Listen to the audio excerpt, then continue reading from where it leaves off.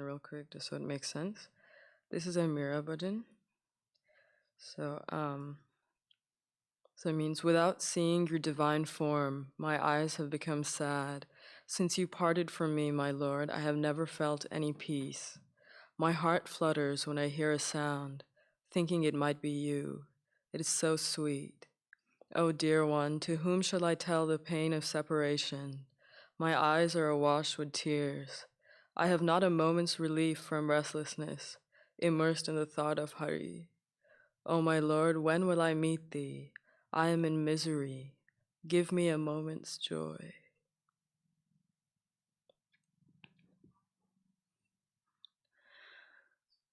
Taras bina,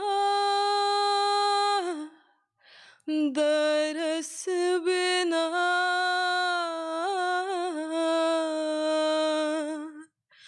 daras bina, dukhan lage nain, daras bina dukhan lage nain, daras bina dukhan lage nain, daras bina dukhan lage nain. जब से तुम बिछड़े प्रभु मारे, जब से तुम बिछड़े प्रभु मारे, कब ना पायो चैन, दरस बिना दुखन लागे नैन, दरस बिना दुखन लागे नैन. शब्द सुनत मोरी छतिया कांपे, शब्द सुनत मोरी छतिया कांपे, मीठे लागे बैन. जब से तुम बिछड़े प्रभु मारे, जब से तुम बिछड़े प्रभु मारे, कब ना पायो चैन, दरस बिना दुखन लागे नैन, दरस बिना दुखन लागे नैन. विरह व्यथा का सो कहूँ सजनी, विरह व्यथा का सो कहूँ सजनी, बह गई करे वतन, जब से तुम बिछड़े प्रभु मारे, जब से तुम बिछड़े प्रभु मारे, कब ना पायो चैन, दरस बिना दुखन लागे नैन, दरस बिना दुखन लागे नैन. कल ना परत पले हरि मग जोवत, कल ना पड़त पले हरि मग जोवत भई समासिर मीरा के प्रभु कब रे मिलोगे मीरा के प्रभु कब रे मिलोगे दुख में तन सुख देन दरस बिना दुखने लागे नैन दरस बिना दुखने लागे नैन जब से तुम बिछड़े प्रभु मारे जब से तुम बिछड़े प्रभु मारे काबू ना पायो चैन दरस बिना दुखने लागे नैन दरस बिना दुखने लागे नैन दरस बिना दुखने लागे नैन दरस बिना दुखने लागे नैन।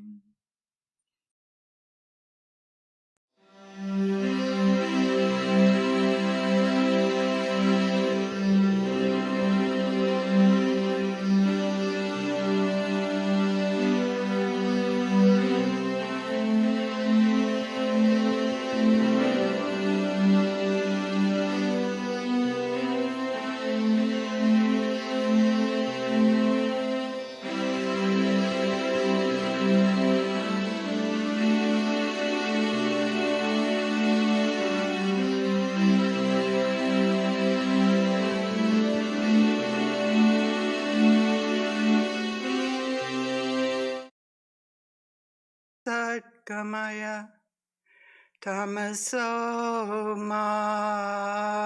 Jyotirgamaya Mrityurmamritam Gamaya Avir Maeti Rudrayakte Dakshinamukam Te Namam Pahinityam Om Shanti, Shanti, Shanti. From the unreal, lead us to the real. From darkness, lead us unto light. From death, lead us to immortality. Reach us through and through ourself, and evermore protect us from ignorance by thy sweet, compassionate face. Om, peace. Peace, peace.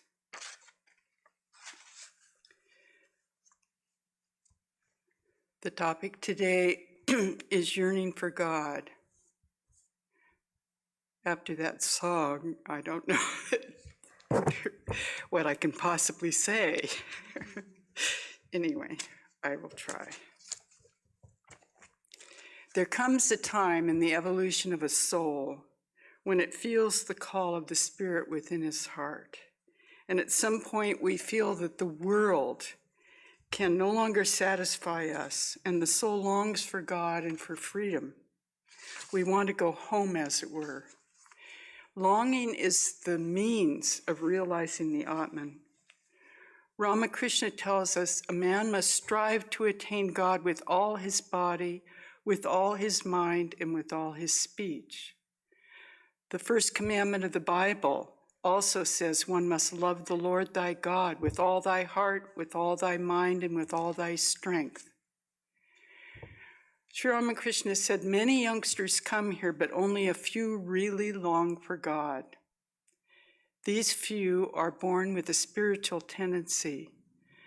A man may call upon God by name, but if he is sincere in his prayer, he will surely reach him. He will succeed if he has longing. Why shouldn't there be a way out of this world? Take shelter in God and pray to him with a yearning heart for a favorable wind, that you may have things in your favor. If you call on him with yearning, he will surely listen to you. End of quote. It's this yearning for God, mumukshutva, that impels the soul to perform its sadhana and to realize its oneness with the Paramatman. And along with it has to come that yearning to know God. In the Gita, it is called jignasa. It is this intense yearning which makes the difference between aspirants. Shankaracharya and all the other Advaitic teachers list this yearning as one of the 4 essential qualifications for the follower of a path of knowledge. He defines mumukshutva as the desire to free the mind from the bonds extending from the ego to the body created by ignorance, by means of knowing one's real nature. The intensity of our yearning for God indicates how quickly we will realize him. Patanjali and Shankara both classify yogis into 3 groups: the mild, mridu, the middling, madhyama, and the extreme, pravrajika, yearning. The mere desire for liberation that does arise in the mind when we are listening to the Vedantic scriptures won't have much effect if it isn't strong. It's merely manda mumuksha. But when a man, by reason of discrimination that he attains while devoutly listening to the text, repeatedly sees the futility of the sense objects of samskara, and he obtains detachment from them, he gives up all karmas and he approaches a teacher for real inquiry. Then a real mumukshutva arises. It is what is called madhyama, middling. But when an uncompromising detachment arises in the mind, which comes to a state of being at peace, and the teacher too gives his grace to him, he will cross over the ocean of samskara. He doesn't desire anything other than moksha, which is a state of eternal bliss. Then he delays no longer. His mumukshutva is pravrita, and he becomes qualified quickly and attains the fruit of liberation. Those who have this yearning are very close. One of the commentators on the Yoga Sutra says it's like a traveler going through a forest, becomes anxious before the approach of dusk, and he moves faster. So the yogis become eager to cross this transitory existence quickly, and this eagerness is called samvega. We should run to a teacher as one runs toward a lake if his hair is on fire. The one with intense yearning progresses much faster and attains the goal.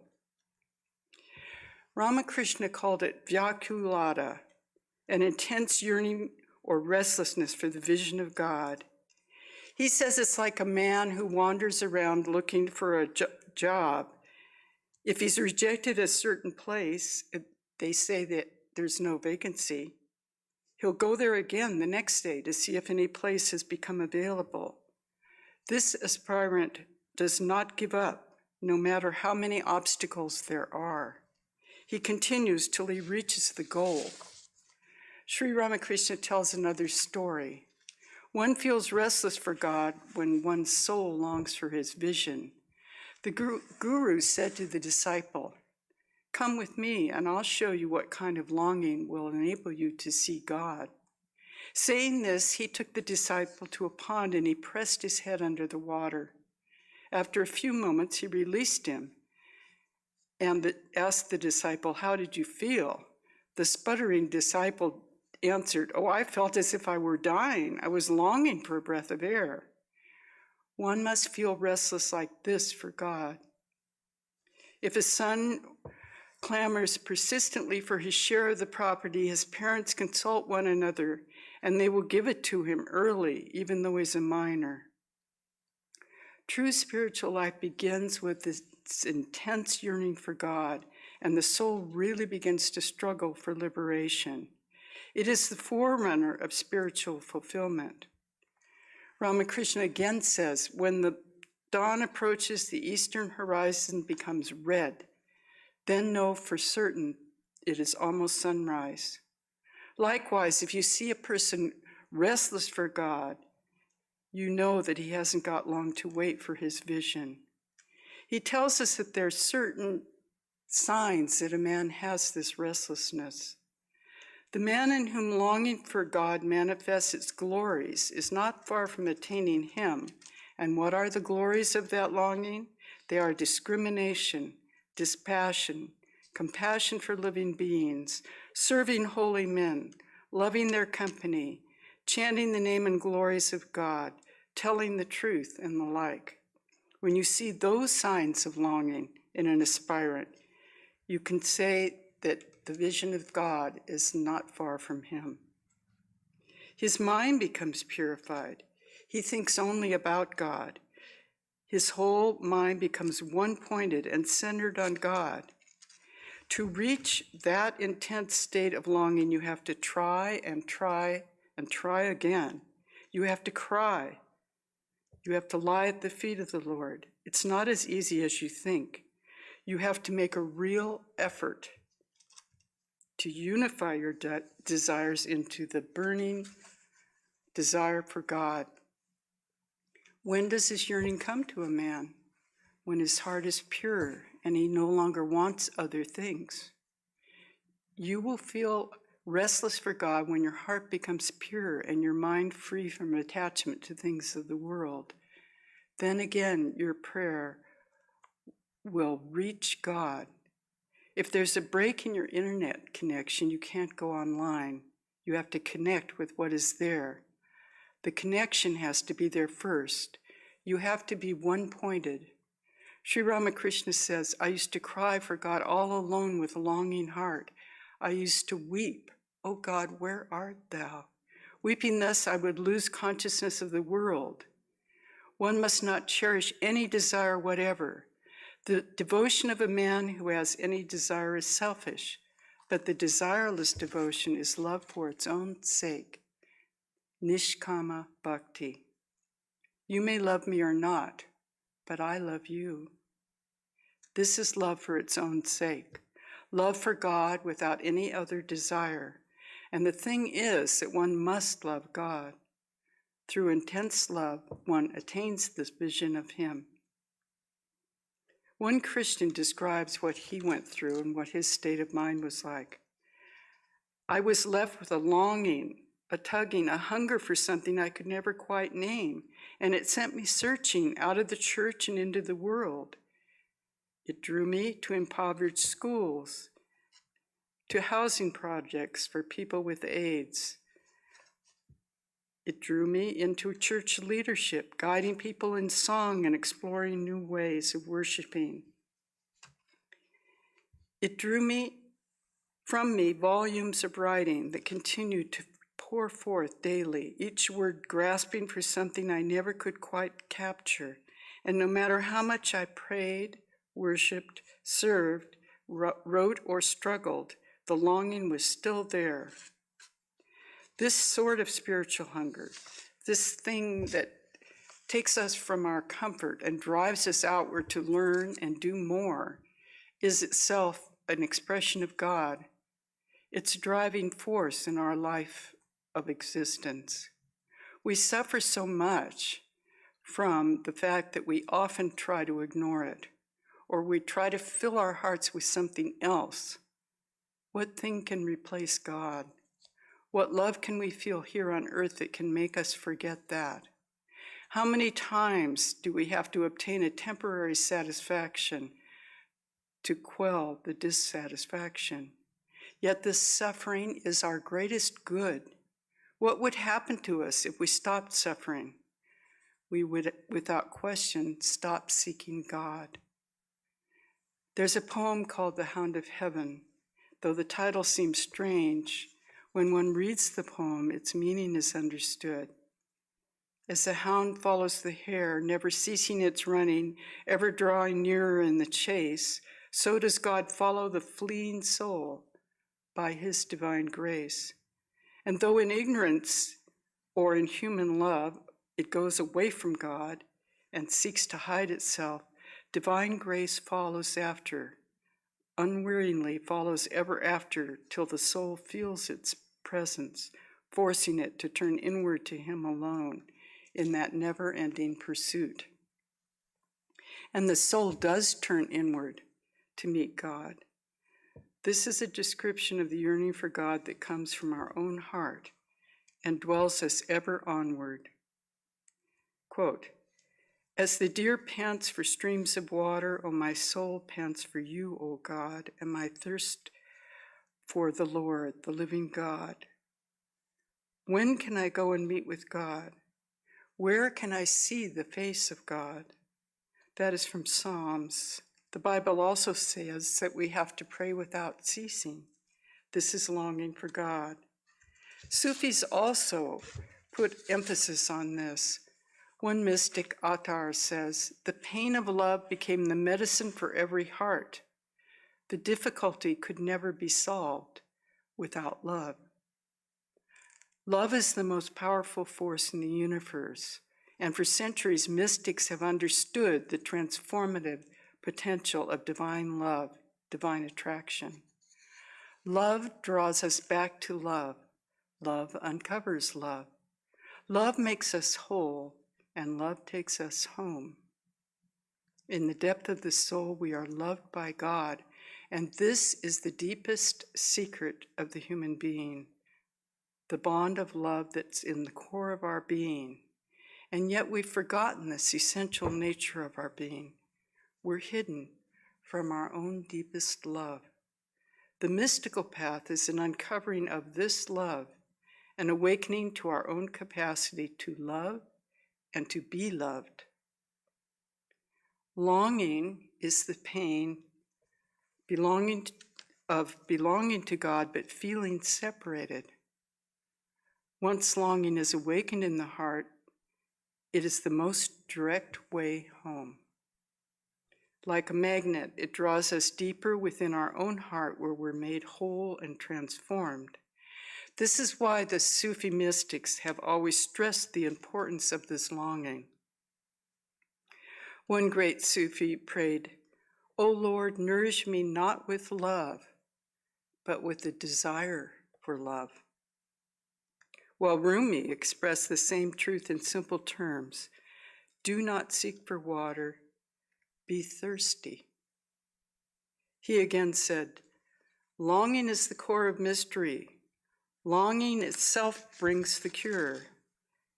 The only rule is suffer the pain.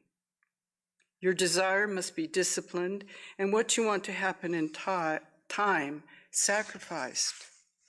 Listen to the story told by a reed of being separated. Since I was cut from the reed bed, I've made this crying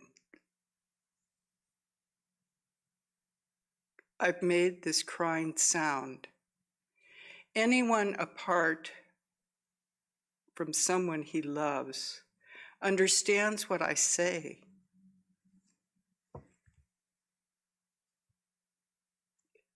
Anyone pulled from a source longs to go back. I seek out those whose hearts are torn by separation, for they understand the pain of this longing. Whoever is taken away from his homeland yearns for the day he will return. The sound of the reed comes from fire, not from wind. What use is one's life without this fire? It is the fire of love that brings music to the reed. It is the ferment of love that gives taste to the wine. The song of the reed soothes the pain of lost love. Its melody sleeps the veils from the heart. To hear the song of the reed, everything you have ever known must be left behind. Longing is the central core of every mystical path. The author of the 14th century mystical classic, The Cloud of Unknowing, simply states, quote, "Your whole life must be one of longing." Swami Vivekananda once said, "No one realizes God without tears and austerity." Ramakrishna tells us, one must have the yearning for God like that of yearning of the child. The child sees nothing but confusion when his mother's away. You may try to cajole him by putting a sweetmeat in his hands, but he won't be fooled. He says, "No, I want to go to my mother." One has to feel such yearning for God. How restless he feels for his mother. Nothing can make him forget this. He to whom the enjoyment of worldly happiness appears tasteless, he takes no delight in anything of the world. Money, name, creature comfort, sense pleasure. He becomes sincerely grief-stricken for the vision of the mother, and to him alone the mother comes. That restlessness is the whole thing. Whatever path you follow, whether you're a Hindu, a Muslim, a Christian, a Sakta, a Shaivite, a Vaishnava, the point is restlessness. God cannot be seen without yearning of heart, and this yearning is impossible unless one is finished with the experiences of life. One should cry to God like a child. That's what it means to be restless for God. One doesn't enjoy play or food any longer. After one's experiences of the world are over, one feels the restlessness and weeps for God. When a man feels renunciation within, he doesn't calculate. He doesn't say to himself, "I'll first make an arrangement for the family and then practice sadhana." No, he doesn't feel that way if he's developed intense dispassion. Then he cannot think of saving money or making arrangements about his property. He can't plan or calculate when he'll start his sadhana. When one has the call, one just goes. Nothing can hold him back. It's not that one decides to practice or decides to get yearning for God. It's something that happens to a person when he's ready. They're overcome, as it were, by spiritual longing. They perform austerities you couldn't imagine were possible for them. Our minds are scattered among mundane things. We don't possess the kind of self-restraint and single-mindedness that Sri Ramakrishna had during his sadhana. Look at his example. Do we have real courage to renounce everything and dive deep into the ocean of consciousness instead of just floating on the surface? Are we able to dive into the inner realms of spirituality and give up our attachment to worldly objects? Day after day, tormented by the anguish of his heart, the master would rub his face on the bank of the Ganges near the Panchavati, saying, "Mother, reveal yourself to me." Swami Vivekananda also felt this intense longing for God. When he was young, he had just gone and deposited a feed for his final law examination, and suddenly he felt an awakening of consciousness. He was so inspired that he ran barefoot through the streets of Calcutta like a mad person, wearing only a single piece of cloth. He reached Sri Ramakrishna at Kasipur, and intoxicated as it were, he expressed his anguish to the master and received his grace. For some time he forgot to eat or sleep, and he was absorbed day and night in japa and meditation, devotional singing, and spiritual discussion. His intense passion for sadhana made his tender heart extremely firm. He became completely indifferent to the suffering of his own family, his mother, sisters, and brothers. Steadfastly following his guru's instruction, he had one divine vision after another, and at the end of 3 or 4 months, he experienced the bliss of Nirvikalpa Samadhi. The master would joyfully praise Swamiji's intense devotion, longing and zeal for spiritual practice. But one day he remarked, Narendra's love and zeal are really outstanding, but during my sadhana, the intensity that came here, pointing to himself, was much greater. It's not even a quarter as much. The master described his years of sadhana thus: because of that time, I paid no attention whatever to taking care of my body. My hair grew long and became matted. During meditation, my body would become stiff and motionless like a log because of intense concentration. Again, sometimes the pain of my separation from God would make me rub my face desperately on the ground until it was cut and bleeding. I was completely oblivious how the entire day would slip away in devotional practice, prayer, and self-surrender. At the beginning of evening, when the temple garden reverberated with the gong, I would be reminded, another day is gone. Still I have not seen the mother. Then such a frenzy of despair would seize my soul that I could bear it no more. I would throw myself down and cry, Mother, you still haven't revealed yourself to me. I would cry bitterly. He used to tell us this is the intensity of longing that is needed for realizing God. He said, people shed a jug full of tears at the death of wife and children or the loss of property, but tell me, who weeps for God?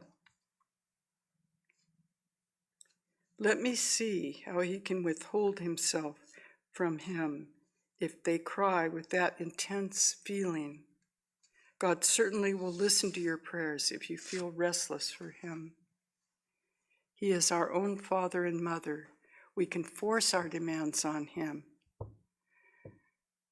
Sri Ramakrishna actually had the vision of the Divine Mother in this way. He describes what happened. There was an unbearable pain in my heart because I couldn't have a vision of the Mother. Just as a man wrings out a towel with all his strength to get the water out of it, so I felt as if my heart was being wrung. I began to think I should never see the Mother. I was dying of despair. In my agony, I asked myself, what is the use of living this life? Suddenly, my eyes fell on the sword that hangs in the Mother's shrine. I decided to end my life there and then. Like a madman, I ran toward the sword and I seized it. Then I had a marvelous vision of the Mother and fell down unconscious. Afterward, what happened in the external world, or how that day passed, or even the next, I don't know. But within me, there was a steady flow of undiluted bliss that I had never before experienced. I felt the immediate presence of the Divine Mother. The Upanishads state that the Atman is attained only by those who really yearn for it. From the Katha Upanishad.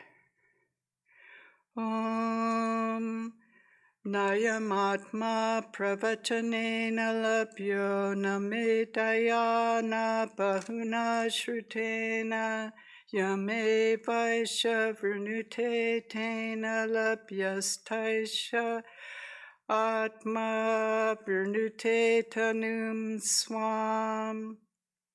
This Atman cannot be attained by the study of the Vedas, nor by intellect, nor even by much learning.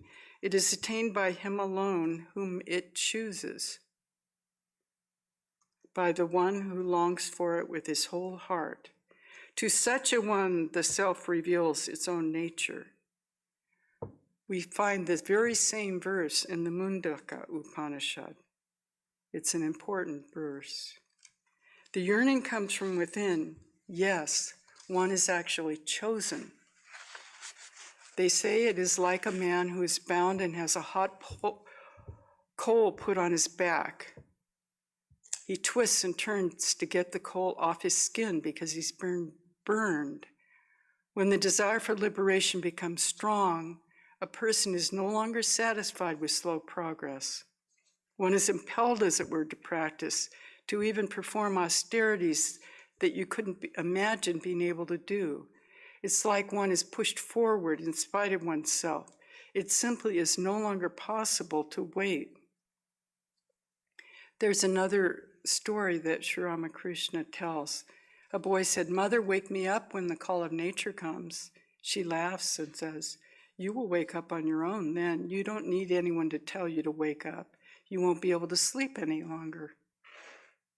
Every action that we do has a motive behind it. For every undertaking, we are impelled to act by our desires. Our reason only decides how much we will act, the means, as it were. But the impulse to act came from our motivation, our desire. Every life has some dominant driving force behind it. The true spiritual life only begins when intense aspiration starts to dominate your whole life. Ramakrishna says, "What is the use of going to Benares if one doesn't feel restless for God? And if one feels that longing, then this very place is Benares. They make so many pilgrimages and repeat the name of God so much, but why don't they realize anything? It's because they have no longing. God reveals himself to the devotee if only he calls on him with a longing heart. He says everything is eagerness in spiritual life. One has to pray earnestly. It is said one can realize God by directing to him the combined intensities of the three attractions: the child's attraction for the mother, the husband's attraction for the chaste wife, and the attraction of the worldly man toward worldly possessions. God is our inner guide. It doesn't matter if you take a wrong path, only you have to be restless. What is the function of spiritual aspiration in our sadhana? It provides all of the motive power. It's the yearning for God that overcomes the inertia natural to body and mind and pushes the soul forward. It won't allow you to rest or give up your struggles. It's the thing which powers all your sadhana. This aspiration gives a higher direction to our thought. It lifts the mind above the stream of unconsciousness. Vivekananda tells us, worship of God, worship of the holy ones, concentration and meditation, unselfish work. These are the ways of breaking away from Maya's spell. But we first have to have that strong desire to be free. We have to see the net and want to be free. He gives the story. Many fish are caught in a net, and some hide at the mud at the bottom, but others swim around restlessly within the net. Only a few understand and leap out free, and they swim off into the ocean. Aspiration also helps us to practice detachment in a natural way. Sri Ramakrishna says, when a man moves toward the east, he naturally moves away from the west. Through intense aspiration, attachments fall off by themselves. When desires for God becomes intense, there's no question about going back. We have diluted our love, as Tagore says. I have plunged into the world of forms in order to reach the formless. We've been searching for the beautiful, Sundara, all of our lives. But he's been there before us, all the time, in everything we see. We have to concentrate and focus our love. Through aspiration, the scattered powers of the will become focused. Spiritual life involves the whole integrated personality. It's this higher aspiration that integrates the personality and gives it a goal. It actually arouses the Kundalini, and through moral purification, prayer, meditation, and other scriptural exercises, it lifts the soul to a higher realm. No one attains God without shedding tears and practicing austerity. Yearning cannot be taught. Swami Shivananda tells it comes of itself when the time is ripe.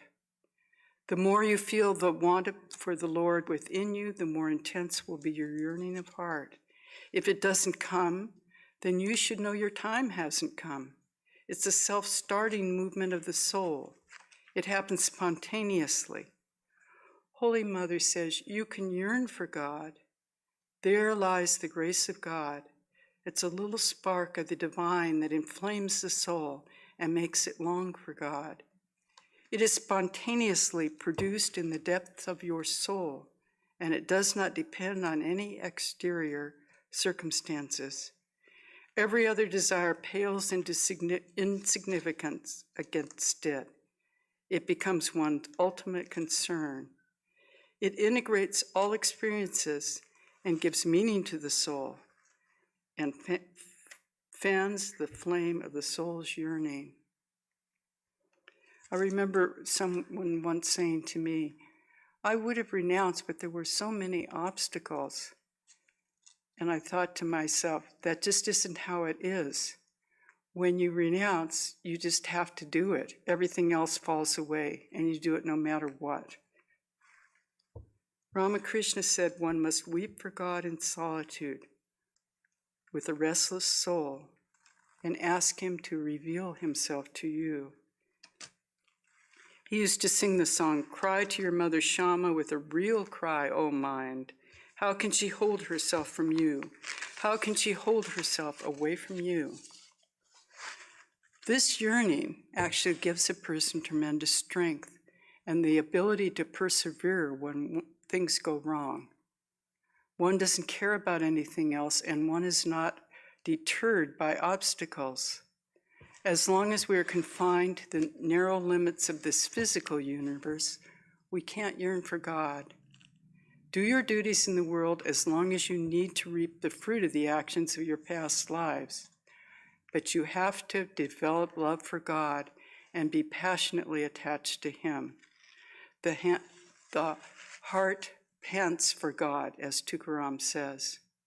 Here is just a description of Swami Brahmananda's yearning. Raja Maharaj's bed was placed in the courtyard as desired by him, and he was conversing with us, lying down on his bed. All of us were listening to him, listening to his sublime speech.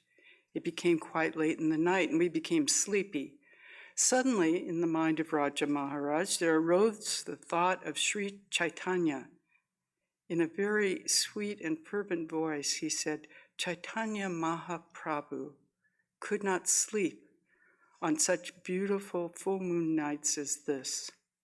He would be restless with the pain of separation from the Lord and would spend the whole night tossing in agony. He would pass the whole night in his grief of not seeing his beloved Krishna, and the day would break, but he would not have slept. While talking thus about Chaitanya Dev, Raja Maharaj himself started tossing in his bed in an agony of separation and continued to say, Hey, Chaitanya Mahaprabhu. He could not sleep on such beauteous nights, thinking and talking only of the Lord Krishna. Should we waste the night in sleep? Shame on us. As he was saying this, tears rolled down his cheeks. Recounting his unusual spiritual mood, Raja Maharaj, this unusual spiritual mood of Raja Maharaj, Purnananda spoke with a voice filled with devotion. Seeing his intensity of spirituality and ecstatic mood, we also could not sleep. In one prayer that we actually recite every morning, Chaitanya says, Ah, how I long for the day when an instant separation from thee, O Govinda, will be as 1,000 years, when my heart burns away with this desire, and the world without thee is a heartless void. Swami Vivekananda tells us, one who can shed tears for God is indeed blessed. Sincerity of heart is what counts.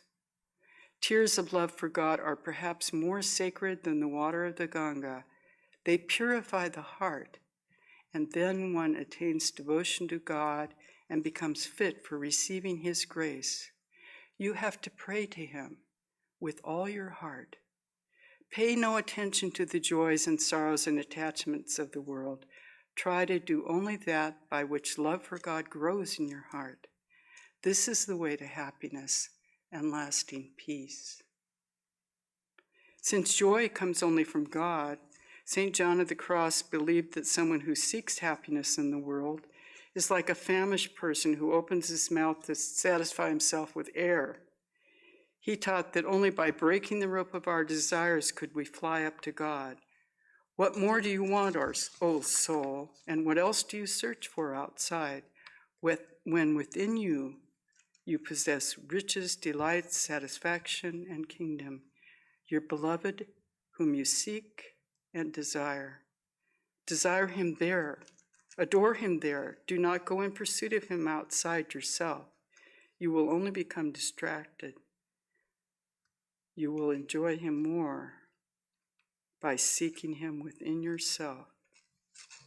In the beginning of the dark night of the soul, he says, one dark night fired with love's urgent longing. Ah, the sheer grace. I went out unseen, my house now being stilled. In darkness and secure by the secret ladder disguised. Ah, the sheer grace. In darkness and concealment, my house now being still. On that glad night, in secret, for no one saw me, nor did I look at anything, with no other light or guide than the one that burned in my heart. This guided me, more surely than the light of noon, to where He was awaiting me. Him I knew so well. There in a place where no one appeared, O guiding night, O night more lovely than the dawn, O night that has united the lover with his beloved, transforming the beloved into her lover. It's a night, a longing, but it unites us to God. In his spiritual canticle, he says, quote, having wounded me, I ran after you crying, but you were gone, end of quote. Rumi says, quote, the wound is the place where the light enters you. Again, as we already quoted, don't seek the water, be thirsty. Again, Rumi writes, go back to sleep, go back. Yes, you're allowed. You who have no love in your heart, you can go back to sleep. I've been burnt by the fire of love. You who have no such yearning in your heart, go back to sleep. You must be restless for God, unable to sleep. Pray to God for a yearning heart, that you will take delight in his name. If through the chanting of his name, when attachments to God grows day by day, joy fills the soul, and he has nothing more to fear, the delirium will surely disappear, and the grace of God will descend. Go forward. Only true spiritual experience can neutralize this yearning for God. And until we have this experience, nothing can satisfy the soul. In the end, aspiration changes into true love for God. And this is the unveiling of the indistinguishable light of higher consciousness within. In the end, aspiration is illuminated by the light of the divine. Maharaj tells us, life is flowing by like a river. The day that is done does not return. Blessed is he who uses his time fruitfully. Through many good deeds in many past lives, you've been born as a human being. Make this human birth blessed by worshiping the Lord and meditating on him. End of quote. Shankaracharya says, human birth, desire for liberation, and association with the holy. Only through God's grace can we get these three rarest advantages. Through the Master's grace, you have all three. Struggle to attain the Lord and make this human birth blessed. Life is impermanent. No one knows when it will end. Exert yourself to secure that treasure which will give you immortal life. One has to strive hard to realize him. There's no danger of falling if one holds fast to the pillar while whirling about it. He's gracious. He reveals his grace to him who seeks with a sincere heart. As we pray to him, he gives us dispassion, longing for him, and right understanding. Out of thousands, perhaps one seeks and yearns for God. Not all people feel this kind of aspiration. It's an unusual thing. As we've mentioned before, it's very difficult to get the human birth and the longing for liberation. If you feel intense longing for God within you, you should understand that you're approaching the unfoldment of your real self, the light within. As Swami Vivekananda tells us, if you hear the call of the divine in the depth of your heart, you should rejoice, for your hour has come. You are about to view eternity's sunrise. You may now face the sun of knowledge and walk along with the luminous path paved with the golden dust of immortality. End of quote. Go forward, Swami Vivekananda says. Rise, awake, and stop not till the goal is reached. Thank you.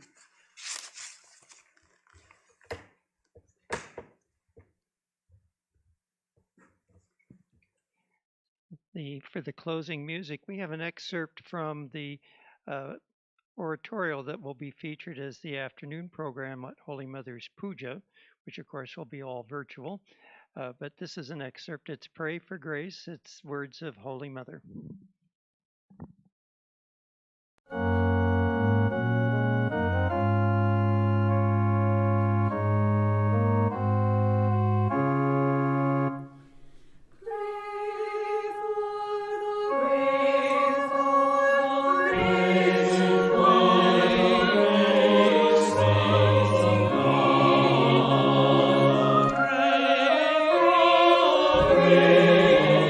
Grace,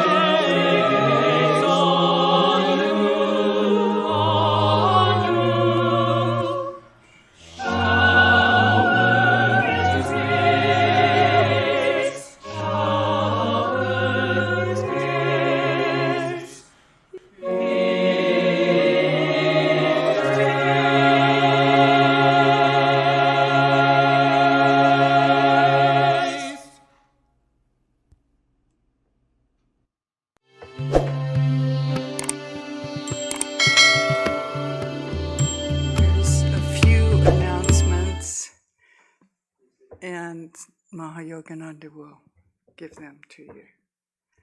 Next week, our speaker will be Swami Arupeshananda, and his topic is A Christmas Message. And on Christmas Eve, we'll have our usual Christmas program, of course, only online, beginning at 6:30 after our evening prayer. And Christmas Eve, there's other Christmas Eve programs also. Our Santa Barbara Center is having their Christmas Eve program, also at 6:30. And San Diego now, San Diego Center for the first time is conducting a Christmas Eve program at 6 p.m. on Christmas Eve. In Santa Barbara, there will be a Christ Puja on Christmas Day at 6:30 in the morning for early risers. And of course, coming up on New Year's Eve, we'll also have our New Year's Eve meditation to ring in the new year with meditation and prayer. And right after that comes Holy Mother's birthday. On the 3rd of January, we'll be celebrating Holy Mother's birthday. So these are the things coming up. There's a weekly class on meditation conducted by Swami Satyamananda. It's quite popular and it's quite good. Fundamentals of meditation. The first 3 classes are available on our YouTube channel. And this week's topic is japa. So join Swami Satyamananda for his meditation class Wednesdays at 10 a.m. The power of the mantra is the topic this coming Wednesday. Thanks for joining us. If there are any questions, Mataji will be willing to address them perhaps. And you can text them in, live chat them in. It'll take a minute for that message. Well, maybe I can just chant. Okay, I'll give my closing chant. Shrinvantu Vishwe Amritasya Putraha Ayedamani